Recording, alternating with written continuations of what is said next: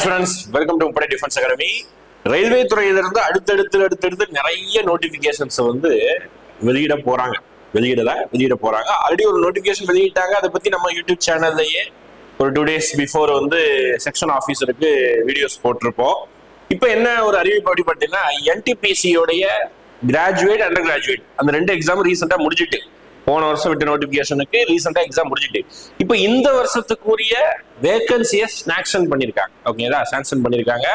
ரொம்ப ரொம்ப ரொம்ப ரொம்ப முக்கியமான ஒரு விஷயம். ஏன் அப்படின்னா, நோட்டிபிகேஷனுக்காக தான் இந்த வேகன்சியை சாங்ஷன் பண்றாங்க. ஓகேங்களா, அப்ப அதை பத்தி பார்க்க போறோம். அதுக்கப்புறம் டெல்லி போலீஸ் கான்ஸ்டபிள் வேகன்சி வந்திருக்கு, அதை பத்தி நம்ம பார்க்கலாம். ஓகே, அதுபடி நம்ம அகாடமி சார்பா சின்ன அனௌன்ஸ்மெண்ட். எஸ்எஸ்ஜிடிக்காக ஆர்ஆர்பி குரூப் டிக்காக யாரை ப்ரிப்பேர் பண்றீங்கன்னா, எஸ்எஸ்ஜிடிக்காக ஃபீனிக்ஸ் டெஸ்ட் பேட்ச் அப்படின்னு சொல்லிட்டு ஒரு டெஸ்ட் பேட்ச் லான்ச் பண்ணிருக்கோம்.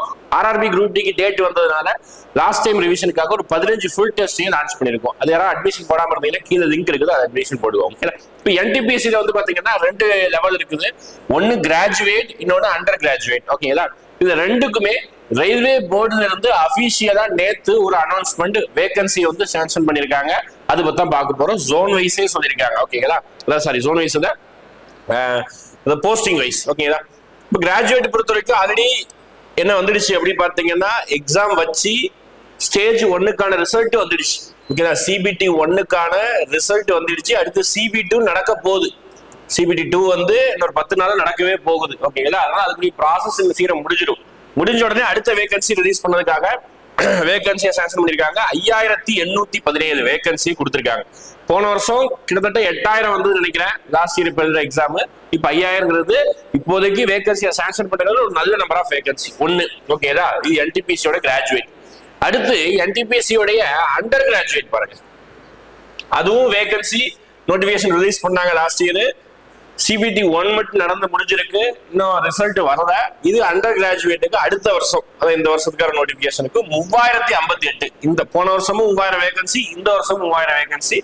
நல்ல நம்பர் ஆஃப் வேகன்சி. ஓகேங்களா, ரைட். அப்போ என்டிபிசியில ஆர்ஆர்பியில 2 வகை எக்ஸாமுக்காக இப்போ வேகன்சியை சாங்ஷன் பண்ணிருக்காங்க, யூஜி அண்ட் கிராஜுவேட். ஓகேங்களா, இது இல்லாம டெல்லி போலீஸ் கான்ஸ்டபிள் அப்படின்னு சொல்லிட்டு ஒரு வேகன்சி இருக்கு. அது எஸ்எஸ்சி நடத்துவாங்க. ஓகேங்களா, நீ எஸ்எஸ்சி வெப்சைட்ல போய் பார்க்கலாம்.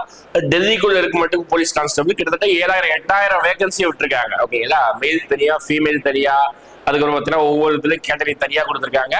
இதுவும் அங்கதான் பணியாற்ற முடியும். ஓகே, வேற எங்கேயும் வேலை செய்ய முடியாது. ஆனா ஒரு வேலை யூனிஃபார்ம் போடுறது என்னுடைய பேஷன் இருக்கும்னு நினைக்கிறவங்க அந்த வேலை கூட போய்க்கலாம். ஓகேங்களா, எஸ்எஸ்சி நடத்தக்கூடிய எக்ஸாம். அப்ப ஜிடி லெவலுக்கு இருக்கலாம். ஓகேங்களா, 10th குவாலிஃபிகேஷன் தான், அதுவும் நான் சொல்லிடுறேன். ஓகேங்களா, ரைட்.